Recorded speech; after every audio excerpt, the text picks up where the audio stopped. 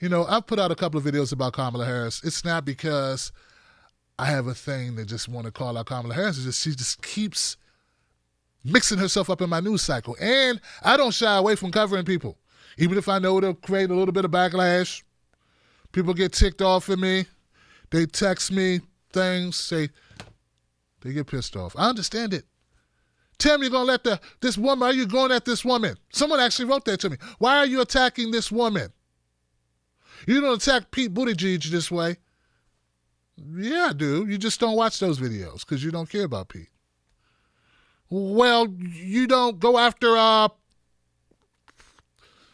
throw somebody else's name out. I do. I go after everyone. But just something about Kamala Harris.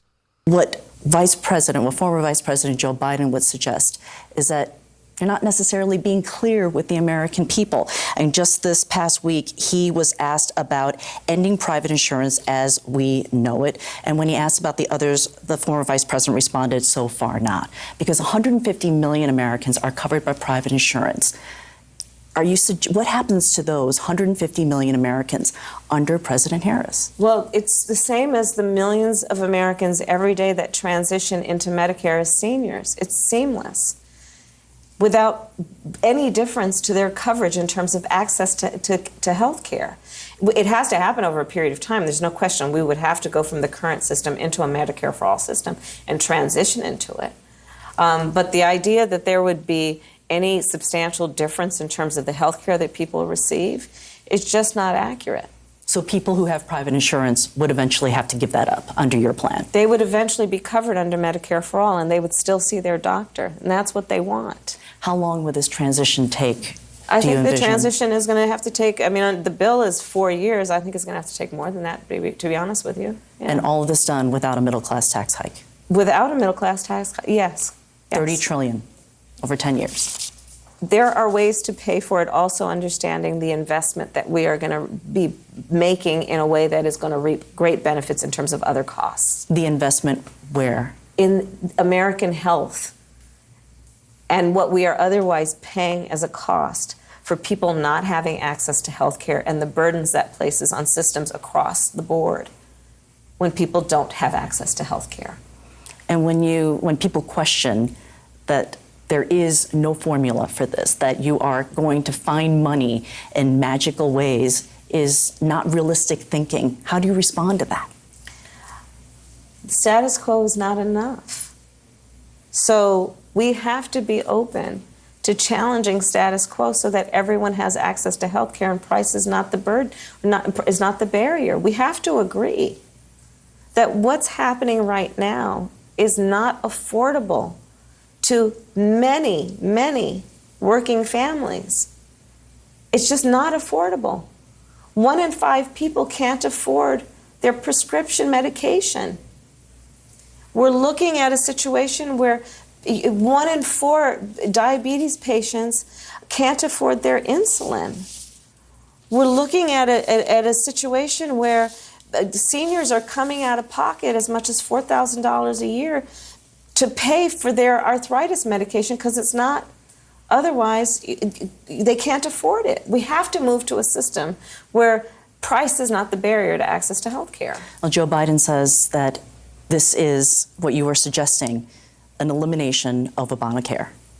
Is that accurate?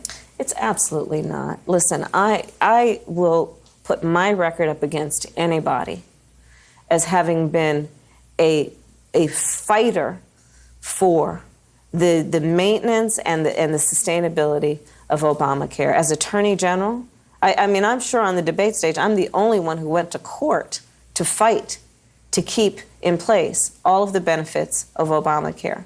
But like President Obama himself has said, he used the analogy of it being like a starter home. It was a profound public health policy and shift. It was incredible, the courage that he had with so many others to actually get it done, and the wherewithal to get it done was profound. But Obamacare isn't but now it's about taking it to the next step. So it is moving on from Obamacare. And making improvements on it. And President Obama himself said that there are improvements to be made. your policy that you released today, the drug policy. What I found quite intriguing about it is that in proposal after proposal, from your gun policy to your drug policy, you've said that you will lean on executive action if Congress fails to act. You're a sitting member of Congress. What does this say about your belief in the authority of Congress? But Congress has the authority. The question is there the will? The question is there the courage?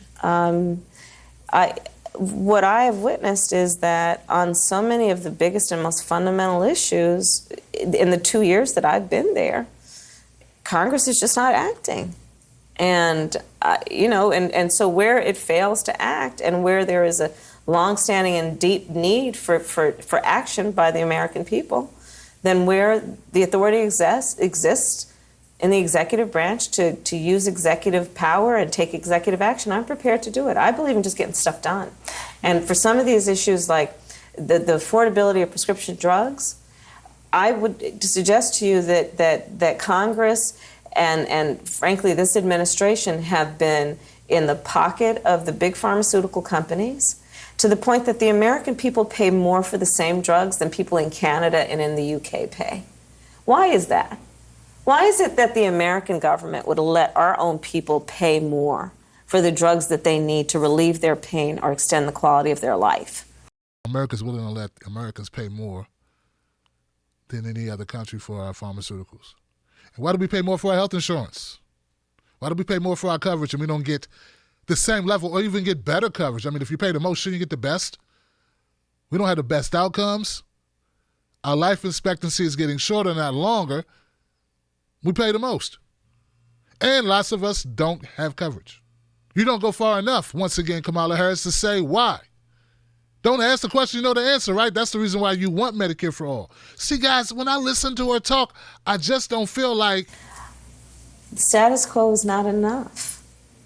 So we have to be open to challenging status quo so that everyone has access to health care and price is not the barrier. We have to agree. What's the word for it? I don't feel like she believes what she's saying. And I know that's very subjective. It's what I think, though. I just feel like she's saying it. She's saying some of the right things. But doesn't it take courage of one's convictions? Does Kamala Harris have the courage of her own convictions? In fact, I know she's convicted a lot of convicts or made a lot of people into convicts, but does she really have a conviction? You know what a conviction is? A conviction is you're cut off from any other decision. Like this is you're convicted, you're committed. There is no way that you will turn on this issue. You are steadfast. You are solid as a rock. And you won't be moved. And this is the way you're going to go. It's what she talked about with Obamacare. She said he had courage. He had courage against all odds to get Obamacare done. Why does the Kamala have the same trust in Medicare for All, in a single-payer system? Why can't she take her foot off the base of Obamacare and move it squarely and securely onto the plate of Medicare for All? Would it have something to do with donations? I mean, these are just questions. Will you move on from Obamacare? Listen, if you say, hey, you want to move to Medicare for All, you have to move on from Obamacare. She's hedging her bets, guys. A person who hedges is not a leader. I'm sorry, it's just not. A person who hedges is not someone who's seen as bold, powerful, or courageous.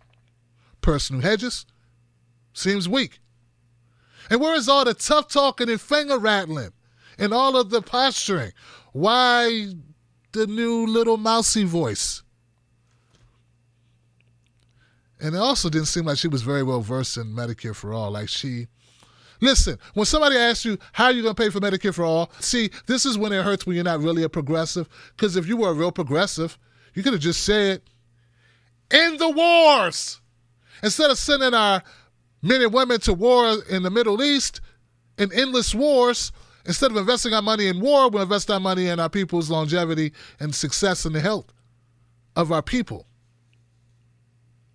See, that's only something Tulsi Gabbard or Bernie could say, or Marianne Williamson could say, because they're the only ones I think who really believe in it. So, like, she can't use it. That was the obvious go-to. Like, yeah, we'll stop building bombs, you know? But you can't say that because you're going to go right ahead and build more bombs. So, yeah, you can't say that.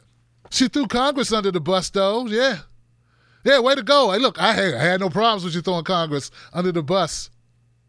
But what did you really change in your 2 years of being in Congress? What have you really fought for in Congress? See, the thing about Kamala is she's really good at chastising, you know, a target that can't fight back. Like, she beat up on Jeff Sessions real good, made a name for herself. Then she beat up on the Kavanaugh guy. Then she beat up on William Barr. And then she beat up on Joe Biden. But what did she change? Jeff Sessions got confirmed. Kavanaugh got confirmed. And William Barr still Attorney General. What'd she do, really? Other than grandstand. Like Othello, like she's doing a play. But I didn't see the same swag. If you're a person who's supporting Kamala Harris because you believe she's going to fight for anything, I don't just mean Medicare for All. I mean anything. I think she is pragmatic. She's Amy Klobuchar without the ethics to tell you she's Amy Klobuchar. Well, one goal is universal health care. We all share that, right? Everyone in this country should see health care not as a privilege, but a right. And the way I think you get there, is to build on the Affordable Care Act. Build on the Affordable Care Act. At least Amy Klobuchar tell you, hey, I'm Amy Klobuchar. I ain't changing our health care, and I'm not going to get rid of your student debt. But, you know, there's some things around the edges we might be able to do if I feel like it, if I can get people to work with me. I'm not going to inspire you or anything. That's Kamala Harris. That's really who she is. Now, come on, guys. When she ran for district attorney, she shifted like a chameleon from progressive to stark conservative. She made Sheriff Clark, you know, the jackass Clark with the hat, cowboy hat, she made him look like a liberal. She was horrible, man. So anyway, hey, man, I'm just keeping it 100, guys. Also, Kamala Harris has this tick, this thing that she can't help but do, which is when she doesn't know the answer to a question, she just talks. Yeah, things got very word salady in this interview, where she's just throwing stuff against the wall, hoping it'll buy her some time to run out that clock. She looked like Floyd Mayweather in the 10th round. Honestly, though, guys, I think that this video is a great depiction of Kamala Harris. Talk a good game, but if you listen closely, it's a lot of platitudes. She's saying stuff other people said, like Bernie Sanders, because she knows it's going to play to the audience. But at the end of the day, she's not really ready to risk it all on anything.